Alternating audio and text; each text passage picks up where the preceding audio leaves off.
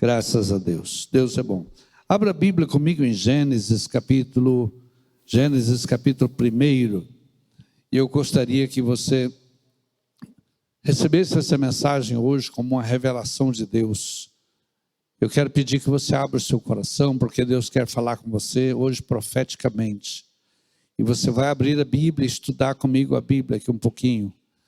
A noite da bênção é uma noite de buscar a bênção de Deus para os casamentos, é uma noite de libertação. Porém, hoje eu quero levar um pouquinho mais profundo dentro da palavra. E eu vou seguir nesse assunto que eu comecei aqui falando antes da oferta. Existem muitas igrejas, que vocês vão ver por aí, que só fala em coisas materiais.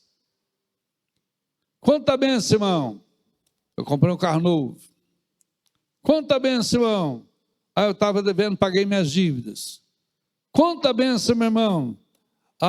Eu arrumei um emprego melhor. Quanta bênção, meu irmão? Eu construí uma casa nova. Muito bem, beleza. Mas a bênção não é só isso. Jesus nos salvou para nós sairmos desse mundo tenebroso e subirmos aos céus. Então nós temos que falar primeiro da salvação. Porque não adianta nada ganhar o mundo inteiro e perder sua alma. É verdade ou não é? Então nós temos que primeiro cuidar da nossa alma.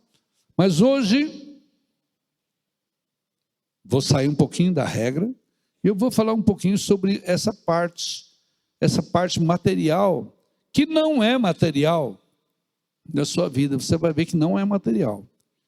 Vou falar sobre alguns princípios aqui, que se você receber, vão mudar a sua maneira de pensar. E vão te dar um novo rumo. Vão fazer a sua vida subir degraus.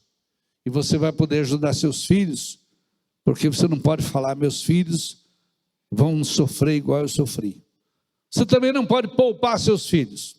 Esses dias eu conversava com uma senhora, que ela tem uma filha de uns 48 anos, alguma coisa assim. E essa filha até hoje come na mesa dela. Os remédios é ela que paga. A filha dorme o dia inteiro. A filha não lava uma calcinha. A filha não cuida da mãe em nada. A mãe é que tem que cuidar da filha. E aí eu conversando com aquela mãe, eu falei, o que houve de errado? Não sei, pastor, a vida inteira eu cuidei tão bem da minha filha, era a melhor roupa, era o melhor de tudo. Eu não deixava minha filha nem lavar um prato para não estragar as unhas. Falei, está aí o problema. Está aí o problema, irmã. Você não pode proteger seus filhos do mundo, você tem que ensiná-los a entrar e vencer o mundo. Como é que seu filho vai ser um fazendeiro sem fazer calo na mão? Sem aprender a pegar no laço, sem aprender a tirar leite de vaca, sem aprender a pegar na enxada.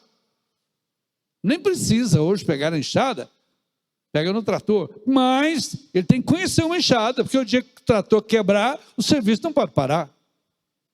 É verdade ou não é? Então, às vezes, os pais querem proteger os filhos e livrá-los do sofrimento da vida. Não, não é por aí não. Nós temos que ensinar nossos filhos a enfrentar os sofrimentos da vida. Esses dias alguém me disse, eu estava passeando com meu cachorrinho na noite, eu sempre saio à noite para dar uma voltinha, aí alguém parou, conversou, que gracinha, pastor, eu já tive cachorro, não quero mais não. Falei, por quê? Porque morreu, aí nós choramos muito, eu não quero chorar mais.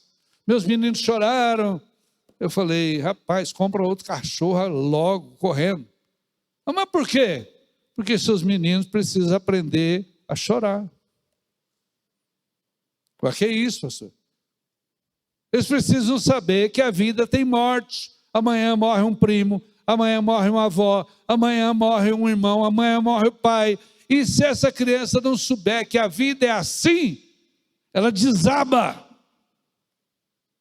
Então, se ela tiver um cachorrinho, um gato, amanhã o cachorro, o gato morre, ela chora, tal, mas daqui a pouco tem outro cachorrinho, gato, ela supera, ela vê que a vida é normal. É verdade ou não é? Tem jeito de fugir dos sofrimentos da vida? Não tem jeito, tem que enfrentar, amém? E aqui eu vou ensinar vocês a enfrentar um problema grave que todo mundo tem aí na vida, que é sustentar sua casa, vida financeira, viver nesse mundo e trabalhar e ganhar dinheiro. Vou falar aqui na Bíblia sobre isso, está aqui na Bíblia. Em Gênesis capítulo 1, Deus fala. Gênesis capítulo 1, Deus fala com o homem, o primeiro homem, Adão. Aqui está escrito em Gênesis capítulo 1, verso 26. Como é que Deus fez você, homem? Você, quando eu falo homem, estou falando homem e mulher. É a raça humana. Também disse Deus: façamos o homem à nossa imagem, conforme a nossa semelhança. Diga comigo, imagem e semelhança. Imagem é do jeito que é o outro é, conforme a nossa imagem. Então, você tem cabeça? Deus também tem. Você tem cabeça porque Deus olhou para si e falou: vou fazer um homem à minha imagem. Você tem 2 braços? Deus tem braço. A Bíblia diz: o Senhor estendeu a mão. Você tem pé? Deus tem pé. A Bíblia diz: e os pés do Senhor repousam sobre a terra. Então o Senhor disse assim: façamos o homem à nossa imagem, conforme a nossa semelhança, ou seja, se pareça conosco. Tenha ele domínio sobre os peixes do mar, sobre as aves dos céus, sobre os animais domésticos, sobre toda a terra e sobre todos os répteis que andam pela terra. Sobre toda a terra. Deus te criou como um mini Deus. Deus te criou como um pequenino Deus. Dá uma olhadinha para o lado aí, quem está perto de você, e fala assim: eu estou vendo Deus em você. Dá uma olhadinha para quem está perto de você e diga assim: olha, você parece com Deus. Porque é verdade. Ninguém aqui nasceu com rabo. Ninguém aqui nasceu com 2 cabeças. Ninguém aqui nasceu com o pescoço virado para trás. Tudo é certinho, copiado de Deus. Amém? Tudo é certinho. Olha aqui. E Deus lhes deu autoridade sobre toda a terra. Aí o homem peca. Não sei quanto tempo demorou isso, mas o homem e a mulher pecaram. Ah, pois é, o sexo. Não, não é o sexo que a Bíblia diz, não. A Bíblia diz que eles estavam abençoados para ter o sexo. No verso 28, Gênesis 1, 28, diz: Deus os abençoou e lhes disse: sede férteis e multiplicai-vos. Então eles estavam abençoados para ter sexo. Porque um homem e uma mulher, para ser fértil e multiplicar, eles têm que ter vida sexual. E você que tem consciência de pecado no sexo, você que fica recusando seu marido porque você acha que é pecado, você que fica com peso de consciência com a sua esposa porque acha pecado, você é um burro. Me perdoe a palavra, porque a Bíblia está dizendo: Deus os abençoou e disse: sede férteis. Foi Deus que abençoou. Mas lá na frente, eles quebraram uma regra. Aí que vem o pecado. O Senhor Deus disse assim: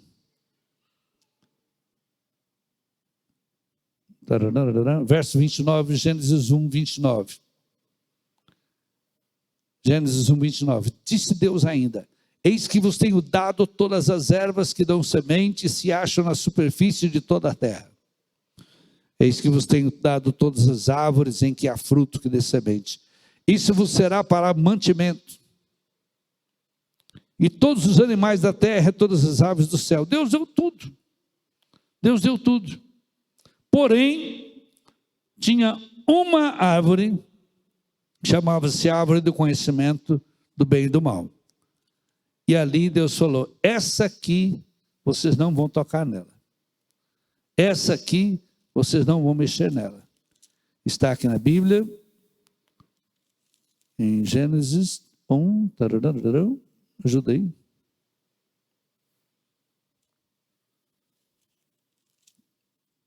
A árvore do conhecimento do bem e do mal, cadê? Ah, está aqui. Gênesis 2, verso 15. Tomou, pois, o Senhor Deus ao homem e o colocou no jardim do Éden para o cultivar e guardar. E o Senhor Deus lhe deu esta ordem: de toda árvore do jardim comerás livremente, mas da árvore do conhecimento do bem e do mal não comerás, porque no dia em que dela comeres, certamente morrerás. De toda árvore do jardim comerás livremente. Deus te deu o mundo inteiro para você se alimentar. Quer comer mandioca? Pode comer. Quer comer caqui? Pode comer. Quer comer piqui? Não morde, não. Quer comer jabuticaba? Come jabuticaba. Quer comer abacate? Come abacate, mas não come o caroço, não. E esse povo aqui é sério demais, né? Eu faço umas coisinhas aqui para tentar rir, mas eu sou ruim demais. Eu não sei contar piada. Eles ficam me olhando com essa cara séria aí, parecendo que vai me morder. Gente, com essa máscara vocês ficam feios demais, misericórdia. A gente fica olhando aqui, fica feio demais. Deus lhes deu essa ordem: de toda árvore do jardim comerás livremente, mas, diga comigo, mas, da árvore do conhecimento do bem e do mal não comereis, porque no dia em que dela comeres, certamente morrerás. Deus separou uma árvore. Pode comer de todas as árvores, todas, mas Deus separou uma. Pode comer de todas as frutas, mas Deus separou uma. Essa não come dela não. Aquela era de Deus. Tem vários lugares na Bíblia que Deus fala: isso aí é meu. Por exemplo, tem lugar na Bíblia que Deus diz: todo primogênito, filho primeiro, ele será consagrado ao Senhor. Ele será um sacerdote. Mas os pais podem pegar um cordeiro de 1 ano e oferecer lá em sacrifício para substituir o filho. Então não precisa do filho ir para o templo trabalhar. Ele pode continuar com o pai e a mãe, porém, um cordeiro vai ser sacrificado lá no altar.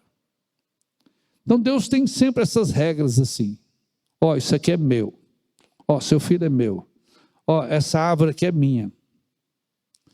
E Deus disse: cultiva e guarda. Então eles tinham que cultivar o jardim inteiro, eles tinham que cultivar a terra toda, comer de tudo, mas aquela árvore eles tinham que cultivar, guardar, e quando tivesse os frutos, fazer igual Abel fez. O que Abel fez que agradou a Deus? Vocês já leram a Bíblia? O que Abel fez que agradou a Deus?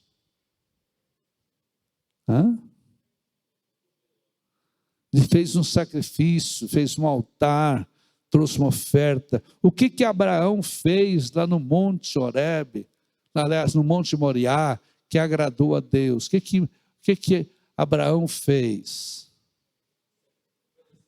Ele ofereceu o próprio filho lá em cima da pedra, no Monte Moriá.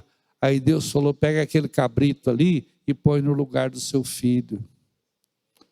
Quando Deus viu que Abraão ia oferecer o filho dele mesmo, ia matar o filho, ia queimar, porque é assim que fazia com o cabrito, com a ovelha, com o carneirinho.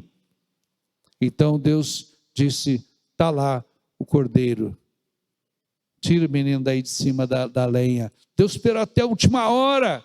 Deus disse para Abraão: agora eu sei que você me ama. Meus queridos, que coisa tremenda. Aquela árvore do conhecimento do bem e do mal, ela era de Deus. Cultivem, guardem e tragam no altar. Agora essa última parte aqui sou eu que estou interpretando. Cultiva, guarda, e agora o que faz? Traga no meu altar, porque é assim que fizeram para frente. Então dá para deduzir. Isto hoje tem um nome. Isto hoje tem um nome.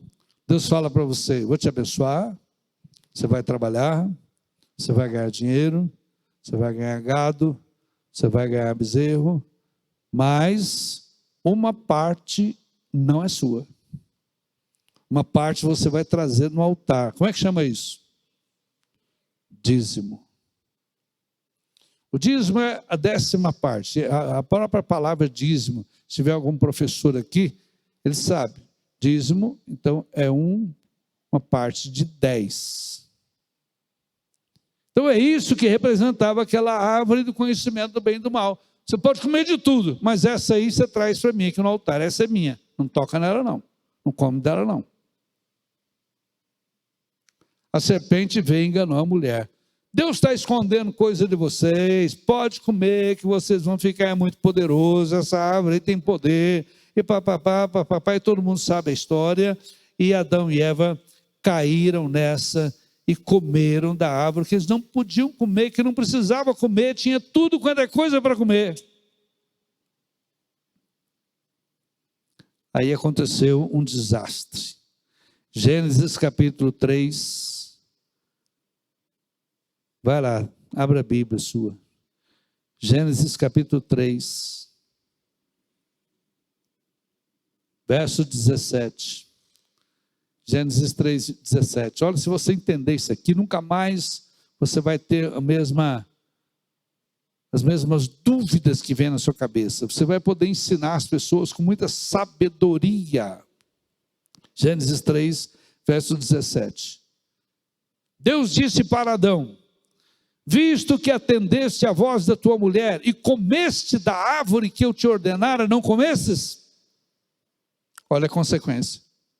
Maldita é a terra por tua causa. Em fadiga obterás dela o sustento durante os dias da tua vida, e ela produzirá espinhos e pragas, e tu comerás a erva do campo. No suor do teu rosto comerás o teu pão, até que tornes a terra, porque dela foste formado, porque tu és pó, e ao pó tornarás. Olha que palavra terrível. Deus tinha falado aqui, olha, Deus tinha falado aqui no capítulo 1, eu vos tenho dado toda a terra, eu vos tenho dado, enchei a terra, sujeitai-a. O Senhor disse: domina sobre os peixes, sobre as aves, sobre todo animal, eu vos tenho dado. Agora, depois que Adão e Eva se rebelaram e comeram do dízimo, aqui está escrito em Gênesis capítulo 3, verso 17: maldita é a terra por tua causa, em fadiga obterás dela o sustento durante os dias da tua vida, e a terra vai produzir espinhos e pragas. Não é assim que o povo está vivendo hoje? Você só consegue as coisas com fadiga. Você vê um coitado de um servente pedreiro trabalhando aí no sol, carregando massa, carregando tijolo, suando, e a poeira, e ele está lá suando, e em fadiga trabalhando. Você vê as mulheres ajuntando a roupa da casa, e põe no batedor, e põe na máquina, e depois que põe na máquina, tira da máquina. Ainda bem que tem a máquina, né? Tem umas que não tem máquina. Eu falei com um irmão esses dias, eu estava lá numa loja lá dessas de móveis aí, e aí eu estava com a mão em cima da máquina, assim, conversando. Chegou um irmão desses bem torozão, assim, motorista de caminhão. Ele falou: essa máquina aí é boa, pastor? Eu nem estava olhando para a máquina. Eu falei: boa demais, isso aqui lava roupa muito bem. Pensei que ele conhecia. Ele falou: mas funciona bem isso aí? Eu: funciona, irmão. Você não tem não? Não, não tem não. Rapaz, compra agora a máquina, já dá para sua esposa. Aí ele parou, pensou: quanto é que é? Perguntou para o moço lá. O moço respondeu o preço. Ele falou: a mãe dela a vida inteira lavou roupa na tábua. Eu já sou casado com ela há mais de 10 anos, ela lava roupa na tábua, continua lavando roupa na tábua. Falei: meu irmão, onde é que você está com a cabeça? Você não está no tempo da sua avó, não. Você não está no tempo do ronca mais, não. Meus queridos, a palavra de Deus diz que Deus tinha dado a terra para Adão e Eva. A terra era abençoada, a terra produzia tudo. Agora Deus fala: maldita é a terra por tua causa. Em fadiga obterás dela o sustento, e ela produzirá espinhos e pragas. Esta não era a vontade de Deus. Alguém diz assim: mas Deus amaldiçoou a terra. Não, Deus falou: por tua causa a terra é maldita. Quem amaldiçoou a terra foi o homem. Tem gente que é revoltado contra Deus, revoltado. Eu não creio em Deus. Uma vez um homem me falou: eu não creio em Deus. Se Deus existisse, não existiria guerra. Se Deus é amor, Deus acabava com a maldade da terra. Eu falei: esta é a vontade de Deus, acabar com a vontade da terra. Mas Ele primeiro precisa converter o coração das pessoas. Enquanto o senhor continuar com esse coração duro aí, Deus não pode acabar com a maldade da terra. Porque o coração, a maldade habita no seu coração. Esses dias aquelas notícias lá do Rio de Janeiro, lá no Petrópolis, choveu, é muito morro, lá é muito barraco, é muita casinha simples. A montanha desceu tudo, árvore, barro, pedra, entupiu, derrubou, matou gente, derrubou as casas. Eu já estive lá numa vez, teve um desastre desse, eu conheço aquilo lá. É muito triste. O morro inteiro desmonta assim, ele vai ficando molhado, ele desmonta e vem levando tudo. Aí alguém diz: Deus não existe, Deus não existe, Deus não existe. Como é que Deus faz uma coisa dessa? Como é que Deus manda uma chuva dessa? Como é que Deus deixa o povo desse jeito assim? Meus irmãos, não é Deus que está fazendo esse descontrole, não. Deus deu a terra para o homem como um jardim. Aqui na Sagrada Escritura diz que Deus colocou o homem no jardim do Éden. Jardim é coisa feia ou bonita? Bonita. Qualquer homem, qualquer mulher aí que é bom, tem a mão boa, pode plantar um jardim, é uma coisa linda. Agora imagina a mão de Deus, jardim do Éden, e o colocou lá, colocou Adão e Eva para cultivar e guardar, e disse: sejam férteis, tenham filhos, encham isso aqui. Deus deu tudo de bom para eles. Os homens aí, presta atenção no que eu estou falando. Deus deu fruta boa, Deus deu peixe no rio, Deus deu mulher na cama. O que vocês querem mais? Não dá nem um sorriso.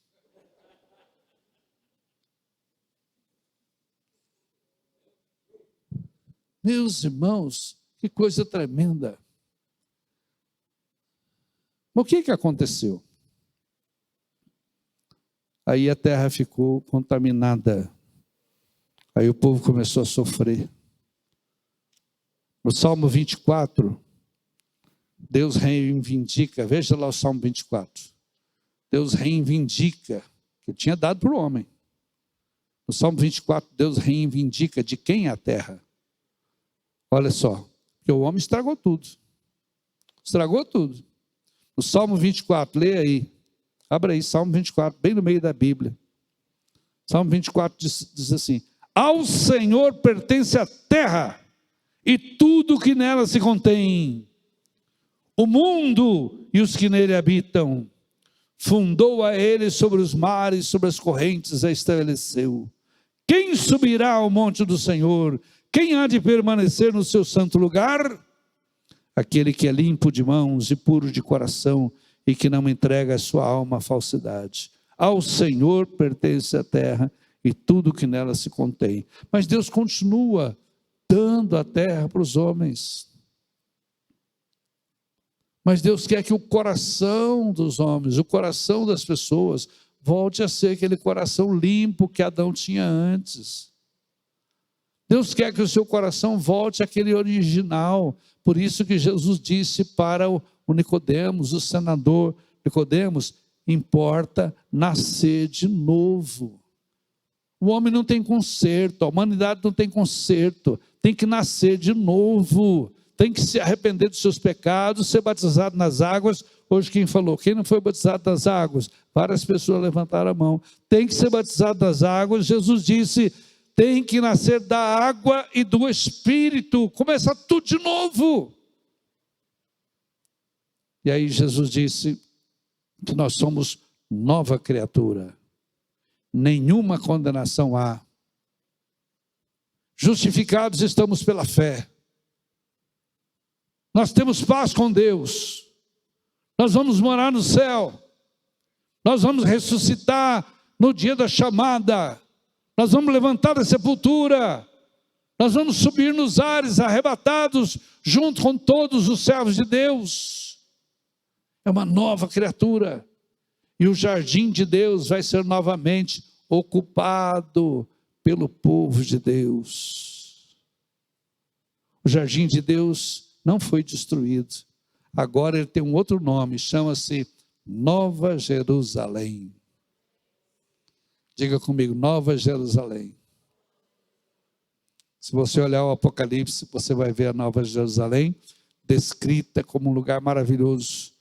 E o apóstolo João usou palavras assim, bem humanas para descrever. As muralhas eram de pedras preciosas, os alicerces eram de pedras preciosas, as ruas que eu vi eram de ouro, um rio de água viva saía do meio da praça. A Nova Jerusalém, o trono de Jesus bem no meio da praça, e milhões e milhões e milhões e milhões de pessoas cantando e louvando a Deus ali, adorando o Santíssimo, adorando o Senhor. Meus irmãos, o Jardim do Éden mudou de nome. O Jardim do Éden agora se chama Nova Jerusalém. Só que o Apocalipse diz que só vai entrar ali aqueles que estiveram lavados no sangue do Cordeiro. Tem que se arrepender dos seus pecados, tem que ser batizado nas águas, tem que falar com Deus, eu vou ter uma nova vida, eu tenho uma aliança com Deus. O Apocalipse diz, ali não entra o adúltero, ali não entra o roubador, ali não entra o assassino, ali não entra o mentiroso. Olha que coisa tremenda. Ah, mas eu sou mentiroso, como é que eu vou fazer? Não tem, então não tem lugar para mim. Tem, nasce de novo. Converta. Ah, mas eu já matei. Como é que faz? Não vou entrar então? Nasce de novo. Se arrepende dos seus pecados, se converta, se torne uma nova criatura. E o Espírito Santo é que vai fazer essa obra. Amém? O Espírito Santo é que vai fazer essa obra, fazer de você uma nova criatura. Meus irmãos, Deus criou a terra, e em Salmo 24 diz que ao Senhor pertence a terra. Ao Senhor pertence a terra. E tem um homem no Velho Testamento, que é chamado do pai da fé, que ele nos mostra como nós temos que servir a Deus com as coisas materiais. Mas Jesus nos mostra também. Jesus nos mostra primeiro. Leia lá comigo em Lucas capítulo 20. Jesus nos mostra como é que nós temos que servir a Deus com as coisas materiais, com respeito a dinheiro, salário, colheita.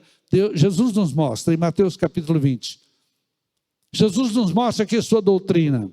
A doutrina da salvação não é só arrependimento e perdão de pecados. A doutrina da salvação ela é integral. Deus quer que você cresça espiritualmente, tenha uma boa saúde, tenha fartura na sua casa, tenha alegria no seu coração, tenha uma família abençoada e vai para o céu depois de morrer, ou até arrebatado antes de morrer. Amém? A salvação é completa. A salvação é completa. Em Lucas capítulo 20, Jesus diz assim, olha só, verso 9. Jesus falou assim, Lucas 20, verso 9. Certo homem plantou uma vinha. Vinha é plantação de uva. Lá em Gênesis, ele plantou um jardim. Agora ele plantou uma vinha. Certo homem plantou uma vinha, arrendou-a a lavradores e ausentou-se do país por um longo tempo. Jesus está falando dele mesmo. Porque nele foram feitas todas as coisas. Sem ele, nada do que foi feito se fez, está escrito lá em João. Certo homem plantou uma vinha e arrendou-a a uns lavradores e ausentou-se do país por um tempo longo. Jesus ausentou-se da terra. Os discípulos viram Jesus subindo aos céus e falando apareceram 2 homens vestidos de branco, eles falaram: olha, esse Jesus que vocês viram subir no meio das nuvens, ele vai voltar com seus milhares de anjos. Amém, queridos? Nós estamos preparando para esses dias, está chegando a hora. Olha, os meninos estão virando menina, as mulheres estão traindo seus maridos, os políticos estão corruptos, roubando as nações, as guerras estão aí, ameaçando guerra por todo lado, vulcões estão explodindo no mundo inteiro, terremotos, enchentes, coisas que você nunca viu acontecer, tudo de uma vez, são sinais. O Senhor Jesus está voltando. Olha aqui a parábola. Certo homem plantou uma vinha, presta atenção, arrendou-a a uns lavradores. Lá em Gênesis, o Senhor deu a terra para o homem. Agora, Jesus diz que ele arrendou. Agora mudou. Lá em Salmos ele diz: do Senhor é a terra, eu não vou entregar mais não, vou segurar na minha mão, vou só arrendar. Certo homem plantou uma vinha e arrendou-a a uns lavradores. Nós somos os lavradores. E ausentou-se do país por um prazo considerável. Jesus saiu dessa terra e foi para a casa do Pai. Amém? No devido tempo, ele mandou um servo aos lavradores para que lhe dessem do fruto da vinha, o fruto do trabalho, o fruto do que eles tinham recebido. Eles receberam pé de uva para cultivar, receberam uma roça, receberam uma fazenda. No devido tempo mandou um servo aos lavradores para que lhe dessem do fruto da vinha. Os lavradores, porém, depois de o espancarem, o despacharam vazio. Meu irmão, este homem que plantou uma vinha é Jesus. É essa terra. Vinha fala mais sobre a obra de Deus. Ele plantou uma vinha e arrendou-a a uns lavradores. Jesus deu para os homens, mas não é dos homens mais. Agora está arrendado. E ele enviou os seus servos para que lhe dessem da parte do fruto. Quem arrenda uma terra, de tempo em tempo, uma vez por ano, ele manda receber a parte dele. É 10%, é 20%, não sei, mas tem a parte dele. Ele é dono, ele só arrendou. Os lavradores, porém, depois de espancarem, o despacharam vazio. Quem são esses servos que o Senhor mandou para receber do fruto? Nós, os pregadores. Por isso nós falamos para vocês, traz aqui na bandeja. Nós não podemos parar de falar isso. Os pastores podiam parar de falar em dinheiro na igreja, né? Se eu parar de falar em dinheiro aqui, todo mundo aqui fica pobre de maré de si. Escravos de Jó jogavam caxambá. Vocês lembram desse negócio? Pobre de maré de si. Eu e alguns servos de Deus começamos a pregar em Anápolis, eu tinha 16 anos, numa vila muito pobre, uma vila só de casinhas de papelão e de lata, chamada Vila São José. Começamos a pregar de casa em casa e o povo começou a converter. Os demônios manifestavam, eram espíritos imundos, e Deus começou a libertar os endemoniados. Daí a pouco as pessoas animaram e começaram a construir no tijolo. Eles catavam tijolo na rua, eles pediam tijolo nas sobras de construções. Daí a pouco aquele povo, dentro de pouco tempo, dentro de uns 12 meses, 2 anos, todo mundo que converteu e tinha casinha de papelão, tinha casinha de lata, agora estava morando numa casinha de tijolos, de cimento e com telha. Deus abençoou aquele povo. Certo homem plantou uma vinha, arrendou a uns lavradores e isentou-se do país por um prazo considerável. No devido tempo mandou um servo aos lavradores. Por que eu estou falando isso? Lá desse bairro, porque nós os pregadores fomos lá e falamos que Deus é bom, e aquele povo acreditou, e nós vimos na vida deles o progresso chegar. Nós vimos. Esses dias eu encontrei um advogado rico e disse: pastor, o senhor lembra de mim? Eu falei: não, não lembro. Eu sou filho da dona fulano de tal. O senhor pregava lá na nossa casa. Eles não tinham casa não, era só um puxadinho assim, com uns pau enfiado. Eles dormiam lá no relento. Aquela meninada assim, tudo barrigudinho, passando necessidade. Nós levávamos cesta para eles. Ele disse: eu estudei, me formei e sou um advogado bem-sucedido hoje. Há poucos dias atrás eu vim pregar em Anápolis, numa escola, e aí o coordenador da escola se apresentou para mim. Ele disse: pastor, eu sou filho daquela irmã, tal, falou o nome da irmã lá. Eu era um daqueles meninos sujinhos lá, ó, e vocês salvaram minha família. Hoje eu sou um professor, eu sou um coordenador aqui nessa escola. O evangelho transforma a vida das pessoas, irmãos, amém? Então, olha só, no devido tempo mandou um servo, por isso nós, os servos, temos que falar. Mandou um servo aos lavradores, os lavradores são vocês, para que lhe dessem do fruto da vinha. Os lavradores, porém, depois de o espancarem, o despacharam vazio. Eu vou dar dízimo, coisa nenhuma, eu vou espancar esse pregador aí, eu vou falar mal dele, vou acabar com a vida dele. Uma vez eu ganhei de oferta, muitos anos atrás, 2 irmãos viram que eu estava sem carro, e eles compraram o carro mais velho da cidade de Pires do Rio. Um Volkswagen todo podre, o chão, o piso assim, ó, a gente não podia apertar não, senão pisava na terra lá embaixo. Mas os irmãos me deram. Vieram: ó, pastor, você não pode andar a pé não. E eu então recebi com alegria. Ô, irmãos, Deus abençoe. Eu usei aquele carro podre, batia lata, barulhento, entrava poeira.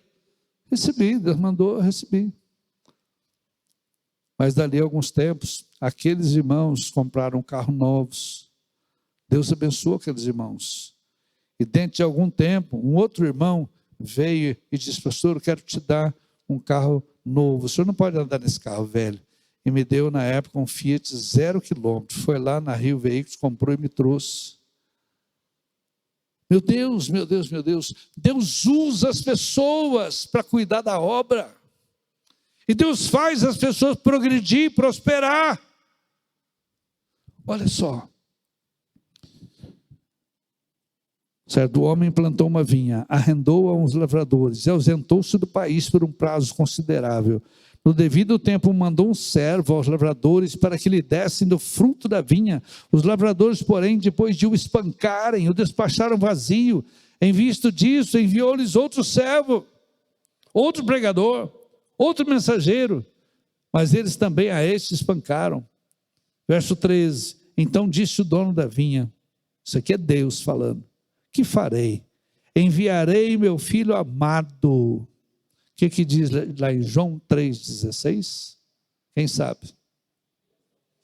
Porque Deus amou o mundo de tal maneira que deu o seu Filho unigênito. Para quê? Todo aquele que nele crê não se perca, mas tenha vida eterna. Que farei? Enviarei meu filho amado, talvez o respeitem. Vendo-o, porém, os lavradores discutiam entre si, dizendo: este é o herdeiro, matemo-lo, para que a herança venha a ser nossa. Isso é o diabo que falou na cabeça deles: olha, esse é o filho de Deus. Mata, porque aí vocês vão dominar tudo. E lançando-o fora da vinha, o mataram. Mataram Jesus ou não mataram? Chicote, pancada, espinho na cabeça, cusparada no rosto, prego na mão, prego no pé, uma cruz, o mataram. E então Jesus pergunta: que lhes fará, pois, o dono da vinha? Virá e exterminará aqueles lavradores e passará a vinha a outros. Irmãos, quando vocês leem essa Bíblia, tem muita gente que diz assim: olha aí, Jesus nunca falava em dinheiro, ele está falando de salvação espiritual. Não, continua lendo o texto, continua. Não usa textos isolados, não, continua a leitura. Naquela mesma hora, os escribas e os principais sacerdotes procuravam lançar-lhe as mãos, pois perceberam que, em referência a eles, disseram esta parábola, mas temiam o povo. Observando-o, subornaram emissários para se fingir de justos, para ver se o apanhavam em alguma palavra, a fim de entregá-la à autoridade do governador. Então o consultaram. Olha só, o mesmo assunto é a mesma passagem, Lucas 20. Então o consultaram, dizendo: mestre, sabemos que falas e ensinas retamente, não te deixas levar por respeitos humanos, porém ensinas o caminho de Deus segundo a verdade. Parecia até que eles eram crentes, né, com a palavra dessa aqui. E perguntaram: é lícito pagar tributo, imposto a César, o imperador, ou não? Mas Jesus, percebendo-lhes o ardil, olha o assunto deles, era dinheiro. Jesus estava falando aqui sobre arrendar a terra, é dinheiro. Mas percebendo-lhes o ardil, respondeu: mostrai-me uma moeda.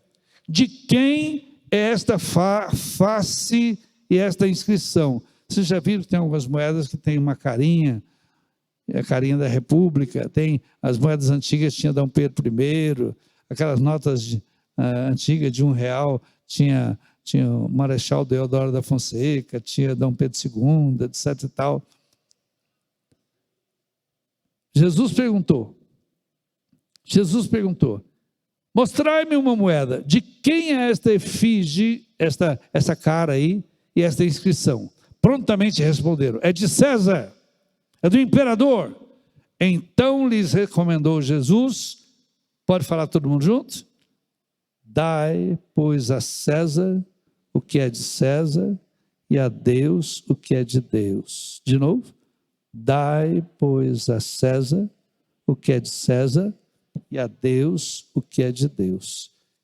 Jesus estava falando sobre arrendar a terra que ele criou, Jesus estava falando sobre mandar os seus servos recolher no tempo certo a parte de Deus, do dono da terra, e em seguida ele fala sobre imposto, ele fala sobre o arrendar a vinha.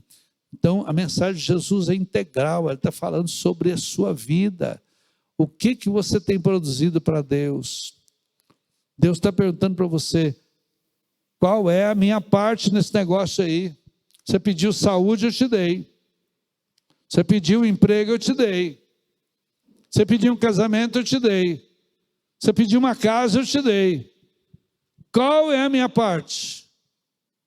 A parte de Deus se chama dízimo. Lá em Gênesis se chamava árvore do conhecimento do bem e do mal. Hoje se chama dízimo. E eu vou terminar.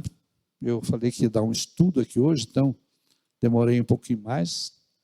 Eu vou terminar fazendo um desafio para vocês. Tem muitos irmãos aqui que não são dizimistas. Trazem oferta, mas não trazem o dízimo. Oferta é diferente. Oferta a gente dá assim de coração, a gente dá assim o quanto quiser. Agora o dízimo não. É dízimo, é 10%. Alguém me disse uma vez: mas pastor, se eu ganhar 1 milhão, quer dizer que eu tenho que dar 100 mil? É muito. Eu falei: quando você ganhava um salário mínimo? Era 120. Você trazia o dízimo? Eu trazia. E era muito? Não, era só 12. Aliás, era 1.200, eu trazia 120. E 120 era muito? Não, não era muito. E agora você ganha 1 milhão num negócio e você diz que 10% é muito, é a mesma coisa. Se você trazia 10% de um salário mínimo, você trazia 10% de uma venda na fazenda, é 10% a mesma coisa. E quando você fica com 90% abençoado, quando você fica com 90% da sua mão santificado, é igual plantar na terra com adubo. A diferença é muito grande. Planta soja nesse cerrado aí sem adubo, o que vai dar? Planta milho nesse cerradinho aí, cheio de pedregulho, cheio de tapiocanga, o que vai dar se você plantar sem adubo? Alguém aqui já plantou alguma coisa? Plantou milho no quintal? Fico impressionado, eles não riem, não olham para mim. Está anestesiado. Meus irmãos, o adubo faz toda a diferença. Pois o dízimo vai fazer toda a diferença naqueles 90% que ficaram com você. Porque está abençoado. Amém? Está abençoado, amém? Está abençoado, amém? Eu sei que eu estou pregando comprido. A irmã abriu a boca ali de um tamanho, quase comeu a cabeça do irmão que estava na frente. Mas está tudo bem. Fique de pé em nome de Jesus. Olha, eu vou fazer um desafio com vocês. Está aqui um selo. Está aqui um selo.